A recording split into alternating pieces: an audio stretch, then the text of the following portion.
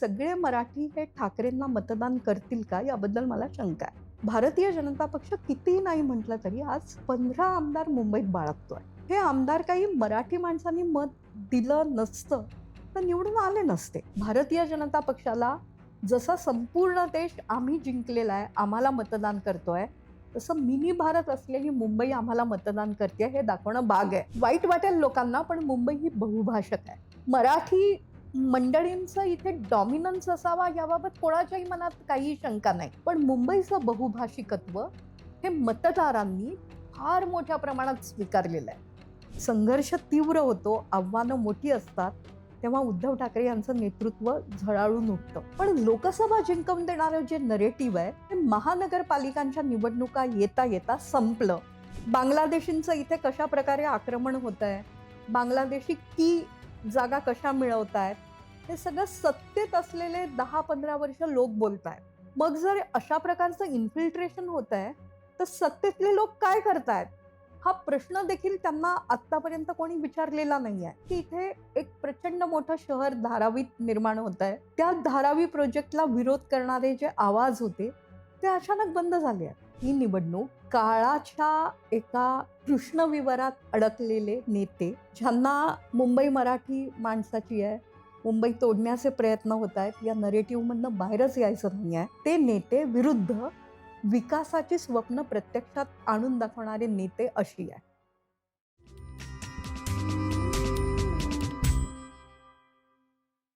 नमस्कार, मी विनायक पाचलक आणि थिंक बँकच्या बिहाइंड द सीन्समध्ये तुम्हा सगळ्यांचं पुन्हा एकदा स्वागत. अर्थातच विषय राजकारणाचा.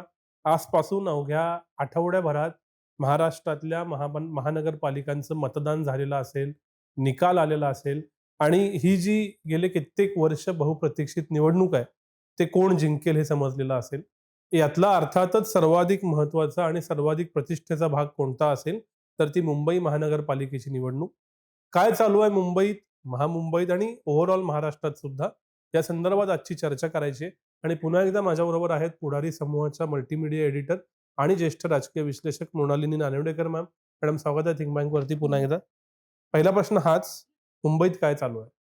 मुंबईमध्ये खरं तर मतदारांना या निवडणुकीशी किती देणं घेणं आहे असाच एक प्रश्न निर्माण करणारी स्थिती आहे.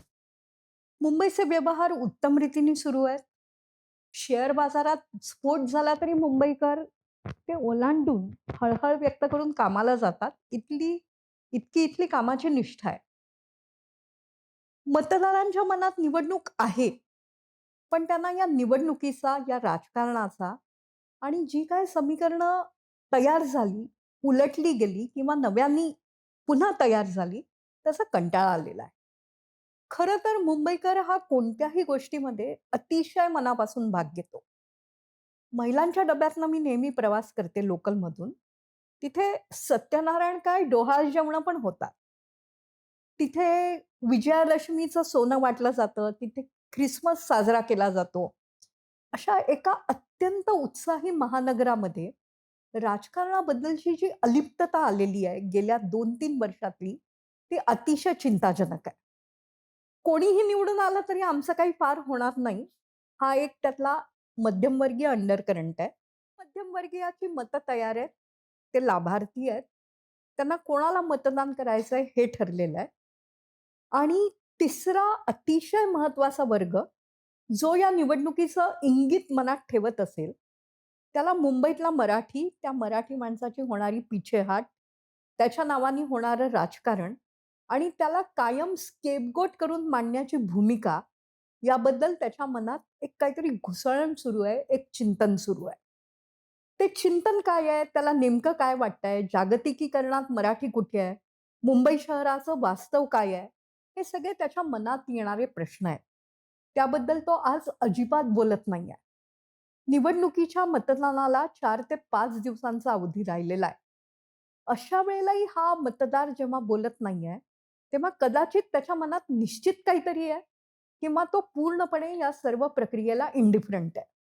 इतकी शांत मुंबई निवडणुकीच्या काळातली मी बऱ्याच वर्षांनी बघतेय. मी देखील मुंबईत जन्माला आलेली नाही. त्यामुळे मला मुंबई काय कळते हा प्रश्न येऊ शकतो सध्याच्या नरेटिव्हमध्ये. पण या शहरावर प्रेम करणारे माझ्यासारखे अनेक बाहेरून इथे आलेले आहेत, ज्यांना मुंबईतलं पाणी तुंबलं की रडू येतं, ज्यांना मुंबईत स्फोट झाले की ज्यांच्या मनात कालवाकालव होते.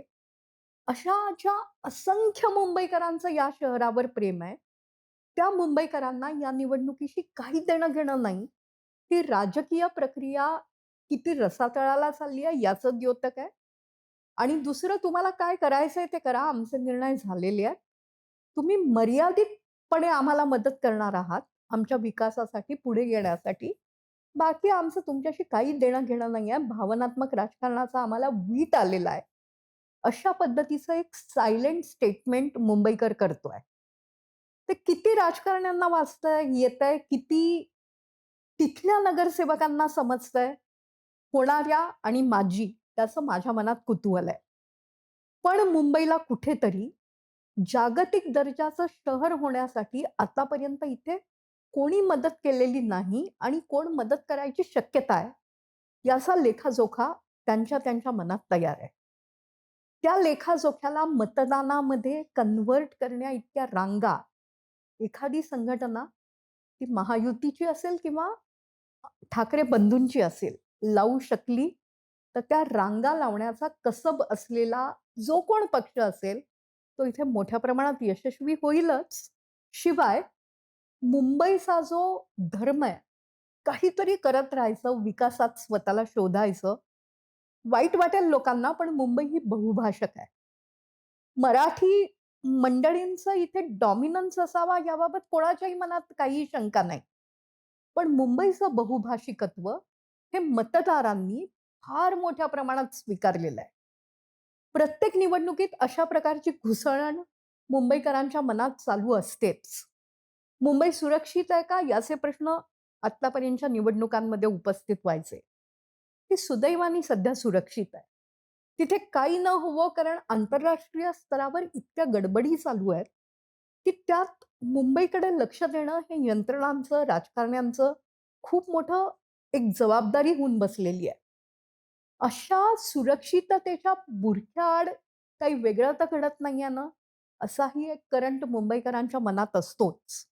तो कुठेतरी हिंदुत्वाला आधार दिला म्हणून एखाद्या राजकीय पक्षाच्या बाजूनी वळायला लागतो. त्यामुळे या आवर्तात स्वतःचा विचार करणारी मुंबई आणि जगाच्या विकासात मी नेमका कुठे आहे याचा विचार करणारा मुंबईकर असे 2 कुठेही चर्चेत न येणारे सध्याचे 2 विषय आहेत. येत्या 4 दिवसात या मंडळींचं मत काय जे काय ते ठरेल. माझ्या मते ते मत ठरलेलंच आहे. त्यांना जाऊन मतदान करावंसं वाटतंय का? यंत्रणा त्यात यशस्वी होतायत का? याच्यावर मुंबईतल्या भाजपचा खेळ अवलंबून आहे. ठाकरे बंधूंबद्दल पहिल्यांदाच मला बोलावं लागेल. ठाकरे यांनी मुंबईतल्या मराठी माणसाला चेहरा दिला. शिवसेना प्रमुख बाळासाहेब ठाकरे यांचं त्या बाबतीतलं योगदान हे अत्यंत मोठं आहे. मुंबईसारख्या बहुभाषिक शहरामध्ये एक प्रादेशिक पक्ष इतका तेजस्वीपणे उभा राहणं आणि 25 वर्ष सत्तेत राहणं, हे एक वेगळंच घटित आहे. पण ते घटित आणि सध्याच्या ठाकरे बंधूंच्या मुलाखती, याचं मला असं वाटतं कुठेतरी टाईम ट्रॅपमध्ये अडकलेपण आलेलं आहे. मुंबई महाराष्ट्रापासून तोडली जाईल ही भाषा जी वारंवार बोलली जाते. भाजप नेते त्याच्यावर सतत आक्षेप घेतात. ही मला असं वाटतं 1960 सालची, नंतर 2000 सालची भाषा आहे. मुंबईत मराठी माणसाचा विकास झालाच पाहिजे याला कोणीच विरोध करायचं काही कारण नाही. भूमिपुत्रांना जी काय बदल होत असतात त्याचे लाभ मिळालेच पाहिजे. पण ते लाभ काय असावेत? मराठी माणसांनी पुढे जावं म्हणजे काय असावं हो? त्याचा स्किल सेट तयार व्हावा म्हणजे काय असावं? याबाबत ठाकरे बंधू का काही बोलत नाही आहेत मला प्रश्न पडतोय. राज ठाकरे अत्यंत हुशार राजकारणी आहेत. One of the brightest. ते पण मी अत्यंत वाईट रीतीने हे वाक्य उच्चारलं, विषादाने उच्चारलं, की मी जन्माने मुंबईकर नाहीये. असं जर कोणी म्हणत असेल, की जन्माने मुंबईकर असलेला नेताच किंवा कार्यकर्ताच या महानगराचे प्रश्न सोडवू शकतो, तर मायग्रंट्सच्या या शहरातल्या प्रत्येकावर होणारा हा अन्याय आहे. राज ठाकरे हे मतपेटीकडे लक्ष ठेवून म्हणाले, की त्यांच्या मनात खरोखरच अशा पद्धतीच्या भावना आहेत, कदाचित येत्या काही दिवसात स्पष्ट होईल. पण ठाकरे बंधू मुंबईच्या विकासाचं जे काय प्रारूप दाखवतायत किंवा दाखवतच नाहीयेत, तो या निवडणुकीतला अचानक एक मोठा मुद्दा होऊन बसलाय. तो मुद्दा सायलेंट आहे. त्या मुद्द्याबद्दलही कोणी बोलत नाहीये. पण जागतिकीकरणात, उदारीकरणात जग जेव्हा जोडलं गेलेलं आहे, एआयनी जोडलं गेलेलं आहे, तेव्हा तुम्ही 60 सालाची आणि 2000 सालाचीच गाणी किती म्हणणार आहात? हा मतदार म्हणून माझ्या मनात उत्पन्न झालेला प्रश्न आहे. या प्रश्नाचं उत्तर सगळेच मुंबईकर शोधतायत. ते मुंबईकर याबाबत काय म्हणतायत? त्यांना काही त्याबद्दल फोरम्स आहेत का? याच्याशी पण मुंबईची निवडणूक बऱ्यापैकी निगडीत आहे. वेगवेगळ्या मुद्द्यांकडे येतो. पण 2 वर्षापूर्वी, फक्त 2 वर्ष पण झाली नाहीत. ह्याच मुंबईत लोकसभा निवडणूक 1 आणि 50 मतांनी जिंकणं-हारणं झालंय. इतपत इंटेन्स हे शहर होतं आणि आत्ता तुम्ही म्हणताय, की या निवडणुकीची सो कॉल्ड हवा नाही. हे कसं काय? खूप चांगला प्रश्न आहे हा.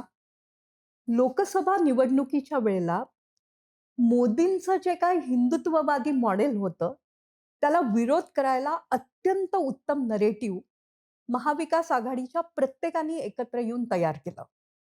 यात राजकीय पक्षांप्रमाणेच गैर-राजकीय भूमिका असलेल्या महाराष्ट्रातल्या अनेक सामाजिक कार्यकर्त्यांचा, मी विचारवंत म्हणणार नाही, फार मोठा शब्द आहे तो. सामाजिक कार्यकर्त्यांचा प्रचंड मोठा हातभार होता. त्यात शिवसेना उबाठा त्यांच्याशी चर्चेत होती. त्यात काँग्रेस त्यांच्याशी चर्चेत होती आणि या पुरोगामी गटाचं कायम नेतृत्व करणारे, त्यांचं पुढारपण सांभाळणारे शरद पवारही या सगळ्या एकत्रीकरणात नरेटिव्हच्या लढाईत मनापासून होते. या नरेटिव्हच्या लढाईला विधानसभेत तेवढ्याच ताकदीने छेद दिला गेला. पण लोकसभा जिंकवून देणारं जे नरेटिव्ह आहे, ते महानगरपालिकांच्या निवडणुका येता येता संपलं. या निवडणुकीतलं सर्वात मोठं गेल्या 2 महिन्यात झालेलं जे काय वर्तन असेल, ते काँग्रेसनी शिवसेना उबाठापासून बाहेर निघणं हे आहे. कदाचित लोकांना काँग्रेसची ताकद वाटणार नाही मुंबईतली. पण आपण पुढारीचा पण जो सर्व्हे केला, त्यात महाराष्ट्रात काँग्रेसची 20% मतं आहेत. मुंबईत तर ती खूप मोठ्या प्रमाणात आहेत. शिवाय मुंबईतला जो परप्रांतीय आहे, मला पुन्हा हे म्हणताना वाटतंय, की मी पण परप्रांतीय तर नाही आहे. जरी नागपूर महाराष्ट्रातच असलं तरी. ते विधान खरं तर इतकं बोचलेलं आहे, की मी सांगू शकत नाही त्याबद्दलचं काही. तो जो बाहेरून आलेला परप्रांतीय आहे, त्या परप्रांतीयाला काँग्रेस हा कायम आधार वाटायची. हे जे भय्या मतदार आहेत, त्या भय्या मतदारांना आपण परप्रांतीय आहोत आणि आपल्याला आपली बळकटी टाकून इथे आसरा द्यायला काँग्रेस आहे, याचा एक आधार वाटायचा. हा केवळ हिंदू मानसिकतेशी संबंधित विषय नव्हता. मुंबईत रोजगाराच्या शोधात आलेल्या आणि इथले होऊन बसलेल्या मुस्लिम अल्पसंख्याकालाही काँग्रेस आधार वाटायचा. या भय्या मतपेढीमध्ये गेल्या काही वर्षांमध्ये भारतीय जनता पक्षाने प्रचंड मोठ्या प्रमाणात आक्रमण केलं. राज ठाकरे कायम बाहेरच्या किती गाड्या अमराठी लोकांना मुंबईत घेऊन येतात आणि जाताना कशा रिकाम्या जातात हे सांगायचे आणि ते इथल्या मराठी माणसाला पटायचं. पण असं मराठी माणसाला पटत असतानाच त्याचा विरोधी जो एक मतप्रवाह तयार व्हायचा, त्यामुळे हा सगळा अमराठी भय्या वर्ग भारतीय जनता पक्षाकडे जाऊन बसला. कारण राज ठाकरे यांची ही टीका मोदींच्या उदयाला समसमान कुठेतरी काळाच्या कसोटीत उतरत गेली. तो जो काही बाहेरून आलेला परप्रांतीय मतदार आहे, ज्यात हिंदू आहे, ज्यात मुस्लिम आहे, ज्यात थोडेसे चौकटीच्या बाहेर विकासाच्या मॉडेलमध्ये न येऊ शकलेले लोक आहेत, त्यांना काँग्रेस आधार वाटायची शिवसेनेपेक्षाही. काँग्रेसला बाजूला करून किंवा काँग्रेसची जागा वाटप चर्चा न करता शिवसेनेनी या एका वर्गाला स्वतःपासून दूर करून टाकलं. जेव्हा मी मराठी म्हणून या निवडणुकीला समोर जाणार आहे, त्यावेळेला त्याचा दुसरा असा अर्थ निघतो, की अमराठी मला नको आहेत. खरं तर याच उद्धव ठाकरेंनी मुंबईसाठी काम करणाऱ्या, मुंबईसाठी मनापासून समोर येणाऱ्या अमराठी मुंबईकराला पक्षाशी जोडून घेतलं होतं. मी मुंबईकर नावाचं त्यांचं अभियान गेटवे ऑफ इंडियाला त्यांनी मोठ्या प्रमाणात केलं होतं आणि एका वेळेला जेव्हा स्फोट झाला, तेव्हा त्या स्फोटाविरुद्ध माहिती देणाऱ्या एका टॅक्सी चालकाचा जंगी सत्कार केला होता. याच उद्धव ठाकरेंनी राजकारणात पाऊल टाकायच्या आधी भीमशक्ती आणि शिवशक्ती एकत्र आली पाहिजे असं समीकरण मांडलं होतं. त्यांनीच आता त्यांच्या आयुष्यातली सर्वात महत्त्वाची निवडणूक असलेल्या मुंबई महापालिकेला सामोरं जाताना बाजूला का केलं काँग्रेसला? हा एक मोठा प्रश्न आहे. त्यामागचं त्यांचं गणित सरळ असेल जे आपण समजू शकतो. की अल्पसंख्याक मतांना आज उद्धव ठाकरे यांचा खूप मोठा आधार वाटतो. उद्धव ठाकरे यांनी त्यांच्या जीवनात एक वेगळी विचारसरणी असताना मिळवलेलं ते यश आहे.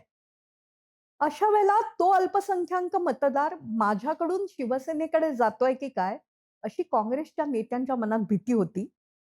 एकदा एखाद्या चिन्हावर बटन दाबायची सवय झाली 2-3दा, की तो मतदार परत येत नाही. त्यामुळे आपण स्वतंत्र लढू अशी काँग्रेसने भूमिका घेतली. राहुल गांधींना वारंवार वाटत होतं उबाठा बरोबर असावी, कारण राहुल गांधींच्या नेतृत्वाला संजय राऊत, आदित्य ठाकरे आणि उद्धव ठाकरे यांनी अत्यंत मोकळ्या मनाने मान्यता दिली होती. पण राहुल गांधी यांचं हे मतही विचारातही घेतलं गेलं नाही. कारण इथल्या काँग्रेस आमदारांना आता शिवसेनेशी मतविभागणी किंवा मत शेअरिंग अजिबात करायचं नव्हतं. राजकारण हे नेहमी बेरजेचं असावं लागतं. महाराष्ट्रातला फार प्रचलित शब्द आहे यशवंतराव चव्हाणांचा. उद्धव ठाकरे यांनी या निवडणुकीला सामोरं जाताना बेरजेच्या राजकारणाच्या ऐवजी एक वजाबाकीचं राजकारण केलं आणि ते करताना आपण आपल्या भावाला बरोबर घेऊन येतो. म्हणून आपली बेरीज होणाऱ्या वजाबाकीपेक्षा जास्त असेल, असं हे गृहीतक धरलं. खरं तर राज ठाकरे मी पहिल्यांदाच म्हटलं ते अत्यंत ब्राईट राजकारणी आहेत. महेश मांजरेकरांना मुलाखत देताना जेव्हा ते म्हणाले होते, की महाराष्ट्रासाठी ही भांडणं छोटी आहेत. तो इतका मोठा मोमेंटम देणारा क्षण होता, की त्या क्षणामुळे उद्धव ठाकरे स्वतःला आधार शोधायला, बेरीज करायला राज ठाकरे यांच्याकडे गेले. पण ही बेरीज करता काँग्रेस बरोबर असावी याचं भान विसरलं गेलं. खरं तर बिहारच्या निवडणुका झाल्या आहेत. उत्तर प्रदेशच्या निवडणुकांना वेळ आहे. अशा वेळेला कुठेतरी काही ठिकाणी राज ठाकरे वेगळे लढतायत. तिथे काँग्रेस उमेदवार देतंय. पण बाकी ठिकाणी मात्र एक मैत्रीपूर्ण तडजोड आहे. उबाठा आणि काँग्रेसमध्ये असं चित्र होऊ शकलं असतं. तसं झालं नाही. ही या निवडणुकीतली मतविभाजनाची एक खूप मोठी गोष्ट झाली आहे. त्यातच वंचितनं पण काही ठिकाणी स्वतःचे उमेदवार दाखल केल्यामुळे जी एक दलित मतपेढी आहे, ती देखील कुठेतरी दुसरीकडे फोडायचा प्रयत्न झालाय. भारतीय जनता पक्ष अशा प्रकारच्या राजकारणात अत्यंत हुशार आहे, आपल्याला कल्पना आहे. पण यावेळेला आश्चर्यकारकरित्या बाळासाहेब आंबेडकर काँग्रेसबरोबर आहेत, जे नेहमी काँग्रेसच्या विरोधात बोलत असतात. एकत्र येऊनही कुठे जागा दिल्या गेल्या नाही आहेत, कुठे उमेदवारच दिले गेलेले नाही आहेत. पण असं कुठेतरी लोकसभेच्या वेळेचं मोमेंटम देणारं जे ऐक्य होतं, ते अचानक गायब झालेलं आहे. आणि मग कुठेतरी असं वाटतंय, की आम्हाला तुमची गरज नाहीये, असं प्रत्येकालाच या शहरातल्या मवियाच्या पार्टनर्सला वाटतंय की काय? कुठेतरी एकमेकांना आधार धरून हँड होल्डिंग जे असतं, ते ठाकरे-ठाकरे मिळून एकत्र होतंय. पण बाकी आम्हाला नको आहेत असं म्हणत, मराठी माणसाचा एक सायलो ठाकरे बंधूंनी तयार केलेला आहे. हा सायलो हा त्यांचा परंपरागत मतदार आहे आणि अत्यंत उत्तम प्रकारे त्यांनी त्या सायलोची भावनात्मक हितसंबंधांची जपणूक पण केलेली आहे. निवडणूक आली की मराठी माणसाची भाषा बोलायची, मुंबई वेगळं होणारची हाकाटी द्यायची. हे नेता म्हणून ते करतात. पण मतदार म्हणूनही त्यांना आजपर्यंत या विषयावर जे समर्थन मिळत गेलं, ते कोणत्याही प्रादेशिक पक्षाला बुचकळ्यात टाकणारं होतं. प्रादेशिक पक्षांची आपण जर तपासणी केली तर ममता बॅनर्जी ज्या काही असा मुद्दा घेऊन समोर येत नाहीत. शरद पवार जे विकासाचं राजकारण किंवा संस्थात्मक राजकारण करून सत्ता मिळवण्यासाठी वाटेल ते प्रयत्न करतात, जातीचा त्याला मुलामा देतात. ते पण मराठी भाषकासाठी सायलो तयार करायला कधीच पुढे आले नव्हते. 60 साली बाळासाहेब ठाकरेंनी जे काय केलं, तेच यावेळेला पुन्हा केलं गेल्यामुळे मला असं वाटतंय, की लोकसभेच्या वेळेचा मोमेंटम यावेळेला संपलाय. दुसरं कसं होतं, की देशात 400 जरी मोदींना अंक गाठता आला नाही, जे मोदींच्या नेतृत्वाचं खूप मोठं अपयश आहे. तरी देखील त्या सगळ्या मोहिमेत आपण कुठे काहीतरी गडबड तर केली नाहीये ना, असं मानणारा एक नवमध्यम वर्ग महाराष्ट्रात आणि मुख्यतः मुंबईत मोठ्या प्रमाणात उदयाला आलेला आहे. त्याला मोदींना अपेक्षित यश न मिळणं, हे कुठेतरी आपल्या हातून घडलेला प्रमाद वाटतोय. आता हा असा प्रमाद उच्च मध्यमवर्गीयांना किंवा मध्यमवर्गीयांना उगाचच वाटत नसतो. ते वाटण्यामागचं एक साधं सोडं रोकडं कारण आहे, की मुंबईत ज्या काही पायाभूत सुविधा तयार होत आहेत गेल्या काही वर्षांमध्ये, त्या इतक्या फिनोमेनल आहेत, की त्या कुठेतरी मला मोदींच्या राजवटीमुळे मिळालेल्या आहेत आणि ते डिलिव्हर देवेंद्र फडणवीस करतायत असा समज त्या माणसाच्या मनात पक्का झालेला आहे.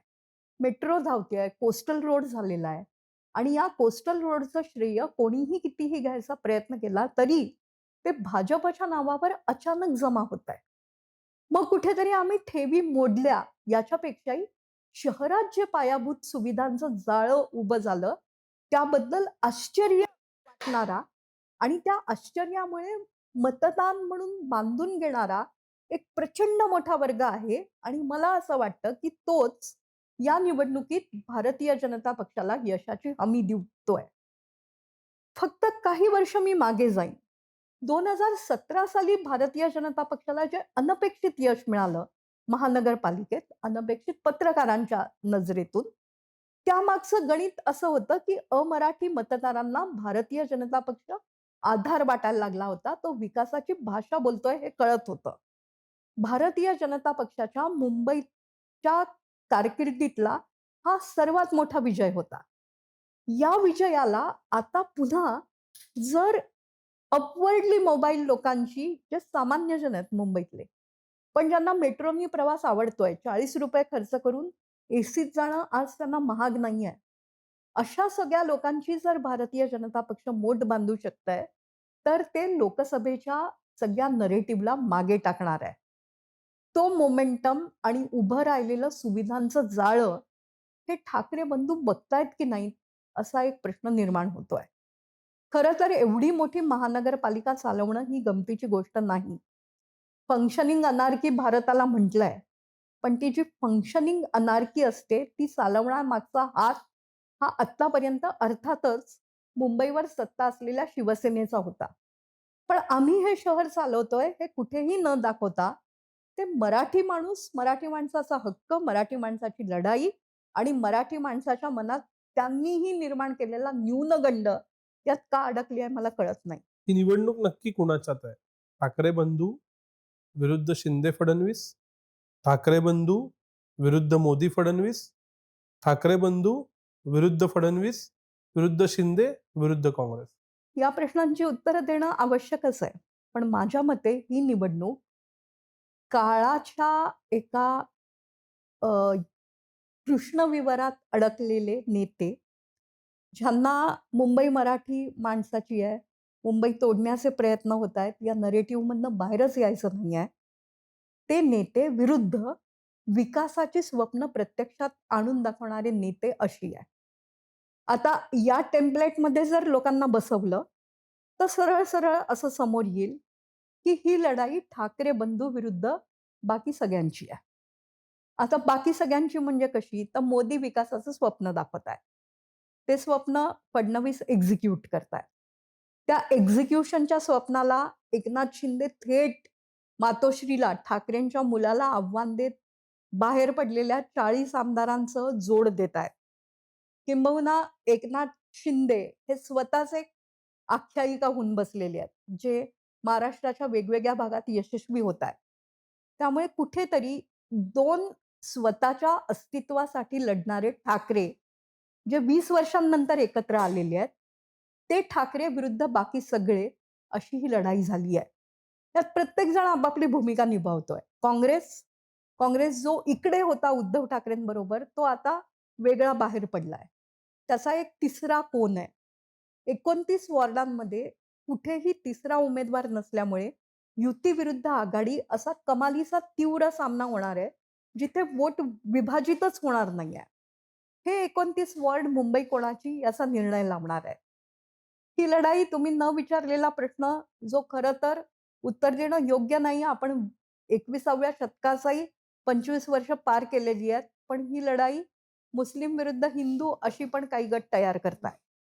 बांगलादेशींचं इथे कशाप्रकारे आक्रमण होतंय, बांगलादेशी की जागा कशा मिळवतायत, हे सगळं सत्तेत असलेले 10-15 वर्ष लोक बोलतायत. मग जर अशा प्रकारचं इन्फिल्ट्रेशन होतंय, तर सत्तेतले लोक काय करतायत? हा प्रश्न देखील त्यांना आत्तापर्यंत कोणी विचारलेला नाहीये. त्यामुळे एका अत्यंत मोठ्या बृहन्मुंबईमध्ये कोण विरुद्ध कोण अशी प्रचंड घुसळण आणि लढाई सुरू झालेली आहे, ज्यात या सगळ्याच्या केंद्रबिंदू असलेल्या सामान्य माणसाला कितपत रस आहे, असा आजचा प्रश्न आहे. मी पुन्हा माझ्या पहिल्याच विधानावर येते. काळाच्या ट्रॅपमध्ये अडकलेले अस्मितेच्या शोधातले काही नेते विरुद्ध या महानगराला जागतिक दर्जावर सुविधा देत नेऊ पाहणारे नेते, अशी ही लढाई आहे. ही लढाई मग दिसतीये कुठं? ना प्रचार चालू आहे, मुलाखतींचा नवीन पॅटर्न आलाय. पुढच्या 4 दिवसात सगळ्यांच्याच खूप मुलाखती येणार आहेत. फक्त मुलाखती बघून लोकांची मतं बदलणार आहेत का या मुद्द्यांवरची? गेल्या काही वर्षात असं होऊन बसलेलं आहे, की राजकारणाबद्दल जी अप्रीती निर्माण झालेली आहे, त्याचं कुठेतरी आयकॉनिकरण म्हणजे शोध घेण्याचा जो प्रकार सुरू आहे, त्यात मला एखादा नेता फारसा आवडत नाहीये, पण अभिनेता आवडतोय, की तो छान काहीतरी मला रंजन करतोय माझं. एखादी अभिनेत्री स्वतःला उत्तमपणे कॅरी करतेय, ती मला आवडायला लागली आहे.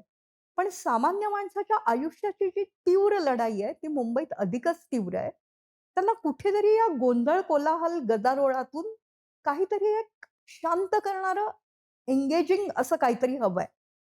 आणि ते एंगेजिंग करणारं जे काहीतरी सुरू आहे, ते राजकारणातही आपल्याला मतदान मिळवून देऊ शकतं, असा राजकीय नेत्यांचा घोर गैरसमज झालेला आहे. किंवा असा समज करून घेणं खूप सोपं आहे. देवेंद्र फडणवीसांच्या गेल्या 2 दिवसात 3 मुलाखती झाल्या. अजून 1-2 होणार आहेत. सगळीकडचा टाइप एक आहे. एक उत्तम बोलू शकणारी, सामाजिक प्रश्नांची जाण असलेली अभिनेत्री आणि एक तिच्याबरोबर तिला मदत करणारा एखादा काहीतरी स्वतःचं अस्तित्व असलेला, सामाजिक प्रश्नांची जाण असलेला पत्रकार. आता हे कॉम्बिनेशन महाराष्ट्राच्या छोट्याशा भागामध्ये जे तुम्ही सातत्याने टीव्हीवर दाखवतात, एकाच दिवसात 2-2, 3-3दा केलं गेलं, तर त्या मतदारांना खरंच गरज आहे का त्याची? आवडणार आहे का? पण भारतीय जनता पक्ष जरी एकीकडे विकासाची खूप मोठी स्वप्न दाखवत असला आणि प्रत्यक्षात आणायचा प्रयत्न करत असला, तरी ते पण शॉर्ट ऑफ आयडियाज आहे हे सरळ दिसतंय. का तिथल्या एखाद्या विद्यार्थ्यांनी किंवा एखाद्या समाजसेविकांनी किंवा एखाद्या अंगणवाडी दाईंनी, लखपती दीदींनी फडणवीसांना प्रश्न विचारू नयेत? म्हणजे कुठेतरी अमुक एकाची लोकप्रियता माझ्या नेत्याच्या प्रचंड मोठ्या लोकप्रियतेशी, फडणवीस लोकप्रिय आहेत मी अजिबात नाकारत नाही, जोडून घेण्याचा हा जो प्रकार चालू आहे ना, तो मला गंमतशीर वाटतोय. आता ठाकरे बंधूंचं ऐक्य पण प्रत्यक्षात कसं आलं, तर महेश मांजरेकर यांना दिलेल्या मुलाखतीत राज ठाकरे मनापासून उच्चारलेल्या एका वाक्यामुळे. खरं तर मला एक प्रश्न पडतो, की महाराष्ट्र हे बॉलिवूडचं मुख्यालय आहे, कलेचा प्रांत आहे. पण महाराष्ट्र खरंच इतका उथळ होता का? की इथले नेते हे अभिनेत्यांनी ठरवलेल्या उत्तरांमधून काहीतरी राजकारणाचा पट रचतील. पुन्हा बोलते, मला राज ठाकरेंवर अजिबात अन्याय करायचा नाही. ते मनापासून हे विधान करून गेले. ते झालं गेलं विसरून भावाबरोबर एकही आले. पण आज तुमच्या प्रचाराच्या पद्धती काय आहेत? तर प्रत्येकच पक्षाने अशा काहीतरी मुलाखती देणं, राजकीय पक्षांनी माध्यमांशी संपर्क करणं, माध्यमांनी पण त्यांच्याशी संपर्क करून ते काय करतायत हे जनतेसमोर आणणं. मग या 5 वर्षात किंवा मध्ये निवडणूकच झाली नाहीये. त्याआधी केलेली कामं ही तुम्ही फक्त जाहिरातीतूनच दाखवणार आहात का? खरं तर मला असं वाटतं नेते आणि राजकारणी जरा चूक करतायत. ही जी काही कामं होतायत ना, त्याची नागरिकांनी मनात चोख दखल घेतलेली आहे. जी न झालेली कामं आहेत, ती पण लोकांच्या स्मरणात आहेत. लोक त्यानुसारच मतदान करणार आहेत. पण त्यांना काहीतरी मी एका प्रचंड मोठ्या रंजनाच्या मशीनमध्ये टाकते आणि फिरवून, फिरवून, फिरवून त्यांचं रंजन करून त्यांना मतदान केंद्रावर नेते. असं जे काही वातावरण निर्माण झालेलं आहे, ते चिंता व्यक्त करणारं आहे. खरं महाराष्ट्रात नाटकं उत्तम चालतायत, सिनेमे उत्तम चालतायत, वेगळ्या प्रकारचं नरेटिव्ह येतंय. पण ते काही न करता काहीतरी टाइपकास्ट करत बसणं, याकडे का कल जातोय मलाही कळत नाहीये. प्रचार आपण बाजूला ठेवू. तुम्ही मुंबईत फिरताय. आत्ता मुंबईची परिस्थिती काय आहे? कुणाच्या स्ट्रेंथ काय, वीकनेस काय, काय चालू आहे? आता भारतीय जनता पक्षाचा सर्वात मोठा स्ट्रेंथ आहे, त्यांनी सुरू केलेली कामं. ही कामं काही तळागाळात पोहोचलेली नसावीत असं म्हणायला जागा आहे. जसं मेट्रोचं तिकीट ₹60 आहे. ते ₹60 तिकीट रोज डब्बेवाला जो सगळ्यांना फार आवडतो राजकारण्यांना, तो घेऊ शकणार नाही हे स्पष्ट आहे. पण ₹60 तिकीट घेऊन प्रवास करणारा मेट्रोतून गारेगार वातावरणातून जातोय म्हणून लोकलची गर्दी थोडी कमी झाली आहे. कार्बन क्रेडिटचं, एन्व्हायर्नमेंटचं खूप बोललं जातं, जे आवश्यक आहे आजकालच्या काळात. त्या लोकांनाही, श्रीमंतांना सुविधा निर्माण झाली आहे मेट्रोतून जायची, म्हणून मुंबईत होणारी रस्त्यावरची गर्दी थोड्या प्रमाणात का होईना कमी झालेली आहे. भारतीय जनता पक्षाचा स्ट्रेंथ लोकांच्या विकासाच्या कल्पनांशी त्यांनी सांगितलेलं नातं आणि त्यानुसार ते करत असलेले प्रयत्न हे आहेत. याची दुसरी आपोआप काळी बाजू आहे स्वॅट एनालिसिससारखी. ह्या ज्या काही डेव्हलपमेंटल ॲक्टिव्हिटीज आहेत, त्या तळागाळात कितपर्यंत पोहोचलेल्या आहेत, हा एक मोठा प्रश्न आहे. पण भारतीय जनता पक्षाला आव्हान देणाऱ्या कोणत्याही राजकीय पक्षांनी हा मुद्दाच समोर आणलेला नाहीये. ते फक्त मराठी हे भारतीय जनता पक्षाच्या 2 गुजराती नेत्यांच्या विरोधात आहेत किंवा विरोधात नसतील तर त्यांनी विरोधात जावं, अशाच प्रकारचं नरेटिव्ह तयार करण्यात गुंतलेले आहेत. पण हे नरेटिव्ह हे मुंबईतल्या सामान्य मराठी माणसातल्या एका वर्गाला निश्चितपणे आवडतंय, जो उबाठाचा स्ट्रेंथ आहे. आता हा स्ट्रेंथ काय आहे? तर ह्या माणसाला खरोखरच असं वाटतं, की मुंबईतल्या सुविधा निर्माण करणारे कंत्राटदार वेगळे, मुंबईतले उद्योगपती वेगळे, तिथे मला कुठेही स्थान नाही. मी तासनतास मेहनत करतेय. मी गिरणी कामगार आहे, पण मला काही सुविधाच तयार झालेल्या नाहीत इथे. मग मला जर भाजप या सगळ्या मॉडेलचा प्रवर्तक वाटत असेल, तर त्याला विरोध करायला मी उबाठाला मत देऊ शकते. दुसरं असं आहे, की ह्या सगळ्या मराठी हाकेला साथ देत वर्षानुवर्ष काम करणारे शिवसैनिक, हा देखील या निवडणुकीतला मोठा घटक ठरू शकतोय. हा शिवसैनिक जर दोघा बंधूंनी एकत्र जोडला असता किंवा जोडला असेल, तर निकाल वेगळे लागतील. दुसरा असा मुद्दा आहे या निवडणुकीमधला, की काँग्रेस स्वतःचे जे तयार केलेले गट आहेत, तिथे उत्तमरित्या काम करतेय. गंमत अशी आहे, की इथे एक प्रचंड मोठं शहर धारावीत निर्माण होतंय. त्या धारावी प्रोजेक्टला विरोध करणारे जे आवाज होते, ते अचानक बंद झाले आहेत. ते का बंद झाले आहेत? त्यामागची कारणं काय आहेत? त्यामागे काही अ, मनोवृत्तीत झालेला बदल आहे किंवा विकासाचं हे मॉडेल मला पसंत पडणार आहे, अशी काही धारणा झाली आहे का? या प्रश्नांची उत्तरं नाही आहेत आणि ती प्रश्नांची उत्तरं कोणी विचारत पण नाही आहेत. आणि त्यामुळे असं झालेलं आहे, की जे काही इथे गट काम करतायत किंवा जे काही निवडणूक फिरवणारे घटक आहेत, ते नक्की काय करतायत आणि त्यांचा हेतू काय आहे? असाच एक उद्देश निर्माण झालेला आहे. सार्वजनिकरण ज्यावेळेला होतं काही-काही गोष्टींचं, त्यावेळेलाही त्यात कॉर्पोरेटायझेशन येतं. कार्यकर्ते लोक पैसे देऊन स्वतःच्या पेरोलवर ठेवून काम करण्याचे दिवस आहेत. तो पण एक घटक मुंबईच्या या सगळ्या वातावरणात तयार झालेला आहे. तोही कुठे मतदान करणार आहे, याच्यावरही येत्या काही दिवसात सर्वांनाच लक्ष द्यावं लागणार आहे. मराठी प्लस मुस्लिम हे कॉम्बिनेशन दोन्ही ठाकरेंना, उत्तर भारतीय व मध्यमवर्गीय, उच्च मध्यमवर्गीय मराठी भाजपला, दलित व वंचित घटक काँग्रेसला बळ देऊन काहीतरी वेगळीच परिस्थिती घडेल का? ही एक शक्यता असू शकते मुंबईतली. पण त्यातही मला असं वाटतंय, की सगळे मराठी हे ठाकरेंना मतदान करतील का? याबद्दल मला शंका आहे. भारतीय जनता पक्ष कितीही नाही म्हटलं तरी आज 15 आमदार मुंबईत बाळगतोय. हे आमदार काही मराठी माणसांनी मत दिलं नसतं, तर निवडून आले नसते. मग जे काय मराठी वॉर्ड आहेत, असे वॉर्ड मोठ्या संख्येत आहेत. माझ्या मते त्यांची संख्या जवळपास 100 आहे, की जिथे मराठी हा डॉमिनंट फॅक्टर आहे आजही. तिथे कशा प्रकारचं मतदान होणार आहे, ते पूर्ण ठाकरे बंधूंकडे जाणार आहे का, हा भारतीय जनता पक्षासाठी चिंतेचा विषय असू शकेल. दुसरं असं आहे, की याबरोबरच मुस्लिम आणि मराठी हे जे कॉम्बिनेशन आहे, हे कॉम्बिनेशनच लोकसभेला यश मिळवून देऊ शकलं होतं महाविकास आघाडीला. आज कितीही नाही म्हटलं तरी शिवसेनेचे पण म्हणजे उद्धव ठाकरे गटाचे पण मुंबईत 10 आमदार आहेत. त्यामुळे हाही एक मोठा वर्ग तिकडे जाऊ शकतोय. कोणीतरी अत्यंत उत्तमरित्या सांगितलं होतं, की उबाठाचा आधार काय आहे? तर 2M मराठी आणि मुस्लिम. मराठी आणि मुस्लिम मतं एकत्र आली तर ज्या वॉर्डांचे निकाल बदलू शकतील असे साधारणतः 30 ते 34 वॉर्ड मुंबईत आहेत.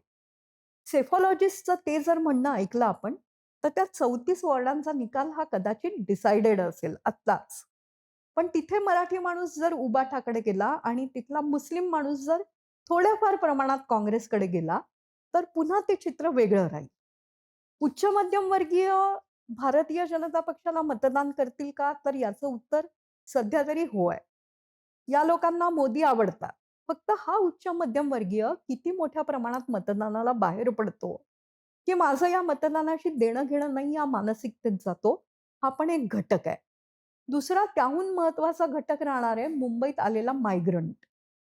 खरं तर आज सेफॉलॉजी आणि जनगणना जी झाली नाहीये गेल्या कित्येक वर्षात, त्याचे निकष जर लक्षात घेतले, तर मुंबईत अमराठी भाषकांची संख्या मराठी भाषकांपेक्षा जास्त आहे. मराठी हे प्रत्येक ठिकाणी डिसायडिंग फॅक्टर आहेत. 36 ते 40% असं त्यांचं मतदान आहे. पण 60% अमराठी आहे. आता हे अमराठी मुंबई माझी आहे असं जर एखादा मराठी पक्ष म्हणत असेल, तर त्याच्याकडे एकगठ्ठा पाठ फिरवतील तर मुंबईचा निकाल स्पष्ट असेल. तसं होत नाही कारण त्यात मुस्लिम आहेत, अमराठी दलित आहेत. त्यामुळे ते काही एकजीव रसायन असं नाहीये. पण हा प्रत्येक घटक आपापल्या परीने मतदान करणार आहे.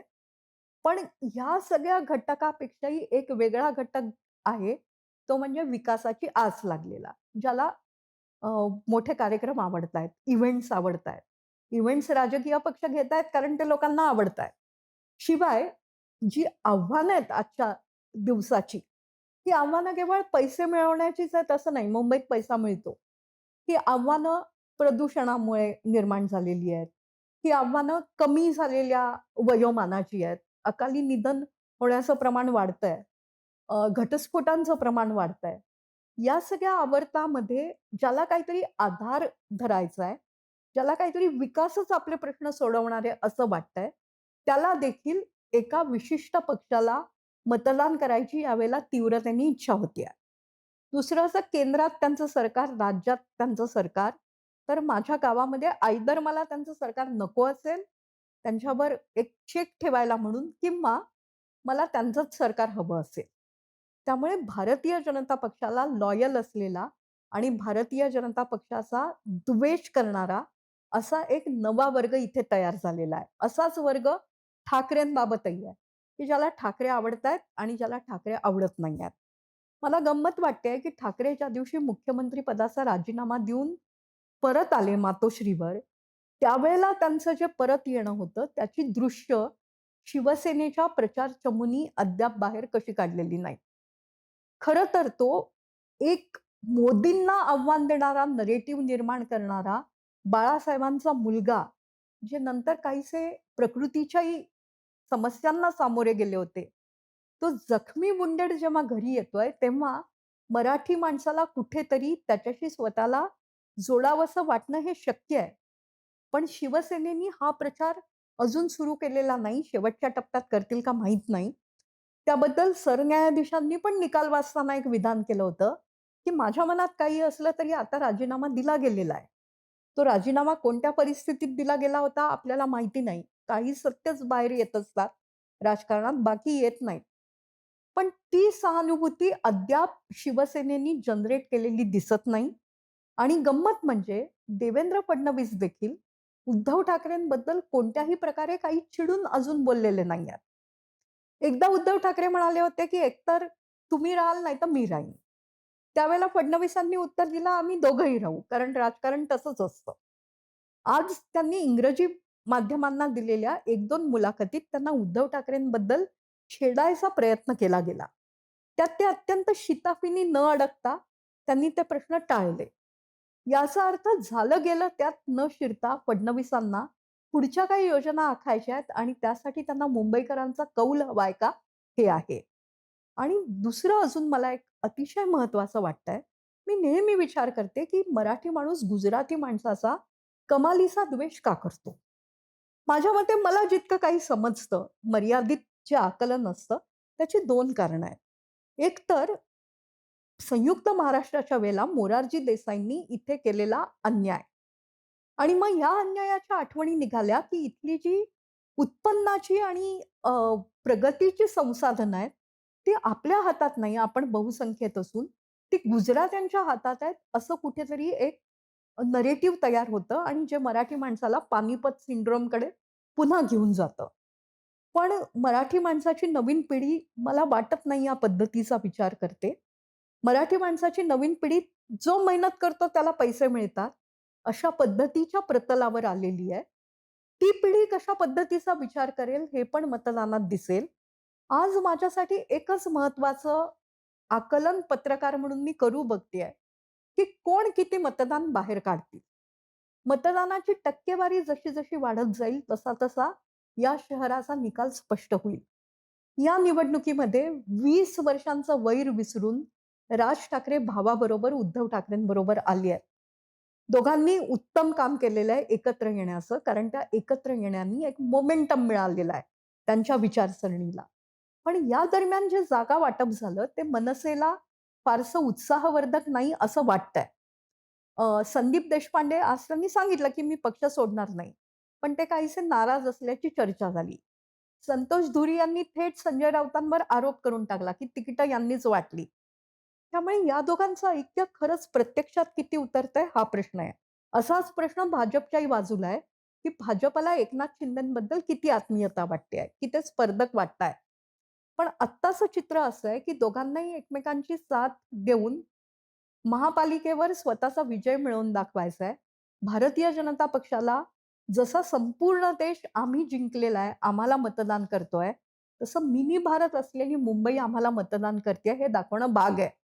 आज माझ्या मते उद्धव ठाकरेंची जितकी कसोटी आहे, तितकीच भारतीय जनता पक्षाची आहे. तुम्ही 82 वर एकदा गेले होते मागच्या वेळेला. मग आता तुम्हाला 100च गाठणं भाग आहे. तुमचा विजय हा 100 गाठल्यानंतरच लोक मानणार आहेत. तर तुम्ही 137, 127 अशा 100 150च्या आत जागा लढून 100 जिंकू शकतात का? हा माझ्या दृष्टीने फार मोठा मुद्दा आहे. विधानसभेत स्ट्राईक रेट अत्यंत उत्तम होता. तसाच स्ट्राईक रेट असला तर भाजपचं विकासाचं मॉडेल मिनी भारताला मान्य आहे असा त्याचा अर्थ होईल. नसेल तर भारतीय जनता पक्षाला काहीतरी विचार करावा लागेल. हा विचार ते नंतर करतील. ते प्रत्यक्षात आणण्यासाठी येत्या 4 दिवसात भारतीय जनता पक्ष प्रचंड मेहनत करेल. एकनाथ शिंदे शिवसेना माझी आहे. मी बाळासाहेब ठाकरे यांच्या पोटी जन्माला आलो नसलो तरी मी शिवसेना भारतीय जनता पक्षाकडे नेली. मीच या शिवसेनेचा नेता आहे हे दाखवण्यासाठी ते पण प्रयत्न करणार हे निश्चित आहे. त्यात 2 ठाकरे बंधूंना स्वतःचं अस्तित्व वाचवायचं आहे. खरं तर ठाकरे बंधूंची पुढची पिढी यावेळेला स्वतःचा अजेंडा घेऊन समोर कशी आली नाही, जो प्रगतीचा आहे. आदित्य ठाकरे लोकप्रिय आहेत. उत्तम भाषा बोलतात नव्या युगाची. हाही एक प्रश्न आहे.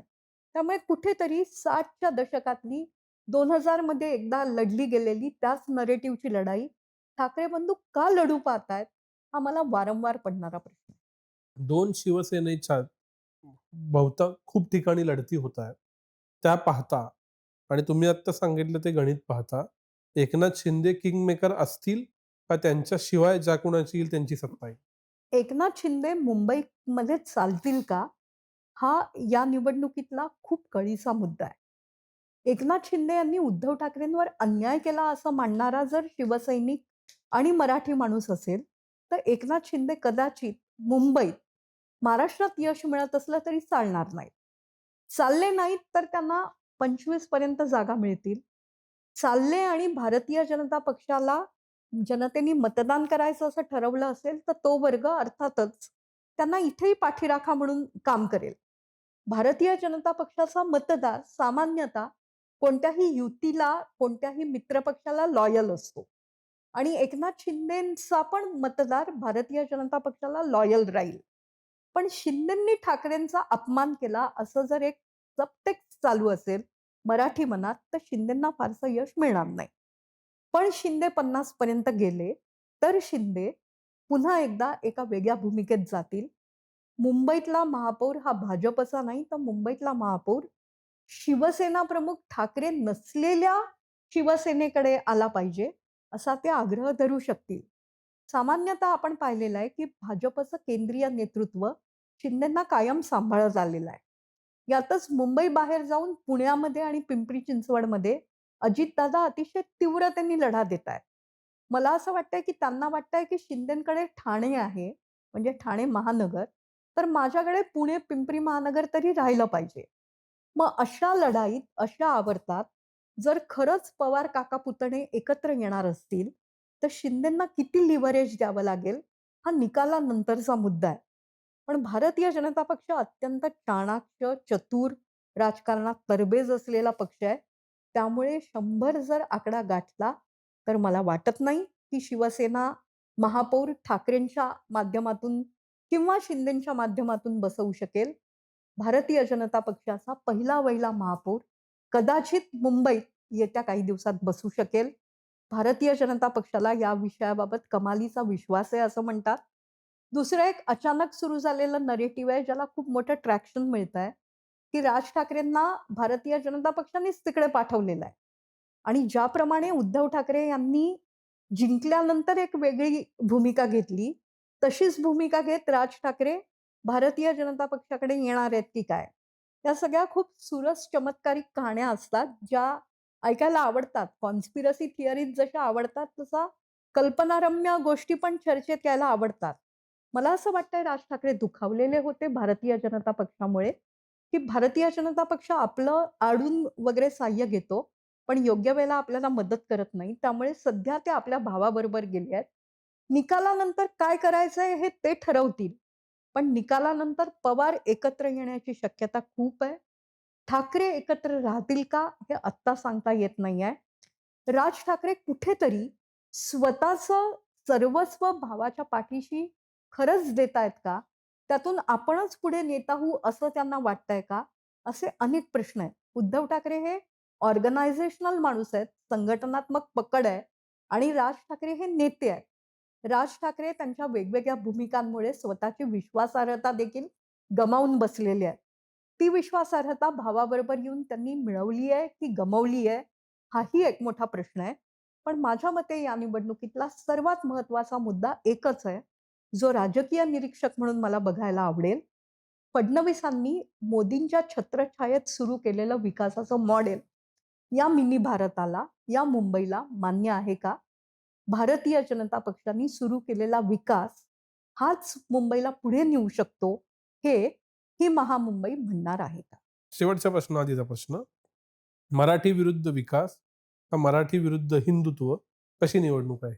मराठी विरुद्ध विकास ही एक छोटीशी लाईन तयार व्हायचा प्रयत्न झालेला आहे. पण मराठी माणूस विकासापासून कसा दूर राहू शकेल? त्याला पण त्या विकासाची फळं आपल्याकडे यावी असं वाटेलच. मराठी विरुद्ध हिंदुत्व हा या निवडणुकीत तयार होणारा मोठा प्रवाह राहील, असं सर्वांना वाटायचं, मलाही वाटायचं. पण आत्तापर्यंत तरी भारतीय जनता पक्षाने या हिंदुत्वापेक्षा सध्या मुंबईत विकासाचा मुद्दा उपस्थित केलेला आहे. तो फोरफ्रंटवर आणलेला आहे आणि अत्यंत सायलेंटली, की निवडणूक आयोगाने भगवा शब्द असलेलं आमचं प्रचारगीत गायलं. पण भारतीय जनता पक्षाने हे सुरू केल्याबरोबरच शिवसेना उबाठाच्या गोष्टींमधलं जेव्हा भगवा काढलं गेलं, तेव्हा उद्धव ठाकरे ही भगवी वोट बँक पण आपल्याच बरोबर राहावी, म्हणून जास्त आक्रमक होऊन विधानं करतायत. त्यामुळे मराठी विरुद्ध हिंदुत्व असं सुदैवाने निर्माण झालेलं नाही. एखाद्या महानगरात अशा प्रकारचं नरेटिव्ह निर्माण होणं योग्य पण नाही. हा देश जसा अल्पसंख्याकांचाही आहे, तसं मुंबईच्या संसाधनांवर मी मनमोहन सिंग यांची लाईन टो करत नाहीये. पहिला अधिकार अल्पसंख्याकांचा आहे असं नाही, पण समान अधिकार प्रत्येक समूहाचा आहे. मुंबई ही काम करणाऱ्यांची जागा आहे. मुंबई ही पुढे जाऊ पाहणाऱ्यांची राजधानी आहे. त्यांचं ते गंतव्यस्थान आहे, आवडतं ठिकाण आहे. तिथे अशा प्रकारच्या घटनांना बॉम्बस्फोटानंतर सायलोज वगैरे झाले ते ठीक आहे. इन्क्लुसिव्हनेस हा मुंबईला बऱ्यापैकी आवडतो. कदाचित त्यामुळेच भारतीय जनता पक्षाने इथे मुस्लिम कार्ड थोडंसं चालवलंय. फार मोठ्या प्रमाणात आत्तापर्यंत चालवलेलं नाही. शेवटचा प्रश्न, सगळेच ओपिनियन पोल घेतायत. आज या क्षणी पुढच्या 4 दिवसातली शिवाजी पार्कातली सभा, इतर प्रचार काय होईल हे इफ एंड बट धरून काय मुंबईत कुणाला किती जागा मिळतील? असे अंदाज व्यक्त करणं खूप कठीण असतं. करू पण नाहीयेत पत्रकारांनी. मुंबई मला तेवढी समजत नाहीये. पण तरीही मला वाटतंय, भारतीय जनता पक्षाच्या नेतृत्वातली महायुती ही साधारणतः 120 ते 140 पर्यंत पोहोचेल. त्यातली दोघांची फोड मला आत्ता सांगता येणार नाही. हा फक्त अंदाज आहे. तो खरा ठरेल, खोटा ठरेल मला माहीत नाही. ठाकरे बंधू साधारणतः 60 ते 75च्या आसपास असतील. मनसेला फार जागा निगोशिएट न केल्यामुळे कदाचित मर्यादित यश मिळेल. काँग्रेस सरप्रायझिंगली यावेळेला 30चा आकडा गाठू शकेल आणि बाकी ठिकाणी जिथे लढाई अत्यंत तीव्र आहे, जिथे काय होईल हे सांगता येत नाहीये, त्या वॉर्डांवर या निवडणुकीचे बरेच निर्णय अवलंबून असतील. मी एक जो थोडंसं पेपर वर्क करायचा प्रयत्न केलाय. मला असं दिसतंय 35 असे वॉर्ड आहे मुंबईच्या मुख्य भूमीत, जे उद्धव ठाकरे वगळता कोणालाही मतदान करणार नाहीत. ती म्हणजे आपण जसं सुरुवात करतो, की माझ्याकडे ₹100 आहेत. तसे खिशातली खणखणीत नाणी असलेले उबाठाचे वॉर्ड किमान 35 आहेत. भारतीय जनता पक्षाचं उत्तर मुंबई जिथे गुजराती, मराठी हे कॉम्बिनेशन आहे. तिथे काही कोणी लढायची गरजच नाही आहे. तिथे भारतीय जनता पक्षाला मतं दिली जाणार आहेत. भारतीय जनता पक्षाचे पण असे 35 वॉर्ड्स आहेत. हे 35-35 वॉर्ड्स ठरलेले आहेत. मुस्लिम बहुल 35 वॉर्डांमध्येही भारतीय जनता पक्षाला कौल मिळणार नाही हे सरळ आहे. त्यामुळे हे 35-35-35 वगळता उरलेल्या वॉर्डातली लढाई आहे. आज तरी मला असं वाटतंय, की विकासाची स्वप्न पाहणारा मुंबईकर भारतीय जनता पक्ष आणि एकनाथ शिंदेच्या महायुतीला मतदान करेल. एकनाथ शिंदे रस्त्यावर उतरतात, शहर धुतात. आता असं धुवून काय मिळतं माहीत नाही मला. पण ते रस्त्यावर उतरणारे नेते आहेत, रॉबिन हुड आहे, हे जनता जाणते. देवेंद्र फडणवीस काहीतरी नवीन करू बघतात, जे प्रगतीशी रिलेटेड आहे. हे पण जनतेला समजतंय. उद्धव ठाकरे यांनी कदाचित 19 साली जी काय पावलं उचलली ती योग्य नव्हती असंही मानणारा एक मोठा वर्ग आहे. तो कितपत सक्रिय आहे, की 2 निवडणुकीत मतदान झाल्यामुळे ते सगळं विसरलाय मला सांगता येणार नाही. पण 35-35-35 वगळता गणित भारतीय जनता पक्ष आणि एकनाथ शिंदे 120 ते 140 मध्ये कुठेतरी असतील आणि आश्चर्यकारकरित्या विधानसभेनंतर ठाकरे किती लढाई लढू शकतील असं वाटत होतं. पण स्वतःच्या भावाला स्वतःबरोबर घेत एका सरकारी जी-आरचा योग्य तो अर्थ किंवा योग्य तो अनर्थ इंटरप्रिट करत ते स्वतःला स्पर्धेत टिकवू शकतायत. केवळ 60 ते 80 जागांवरही उद्धव ठाकरे यांना समाधान मानावं लागलं तरी उद्धव ठाकरे मुंबईच्या राजकारणातला एक फोर्स राहतील. ते अतिशय महत्वाचं आहे. मी कायम म्हणत गेलेली आहे, की जेव्हा संघर्ष तीव्र होतो, आव्हानं मोठी असतात, तेव्हा उद्धव ठाकरे यांचं नेतृत्व झळाळून उठतं. 14 साली जेव्हा ते वेगळे लढले होते, तेव्हाही असंच झालं होतं. तसं कदाचित मुंबईत होऊ शकलं असतं, पण समाजाच्या प्रगतीच्या भावनेशी त्यांनी आजच्या मुलाखतीत नातच सांगितलेलं नाहीये. मुंबईकरांना ते घरं देणार आहेत, घरकाम करणाऱ्या महिलांना ₹1500 देणार आहेत. ते कुठून येणार आहेत माहिती नाही.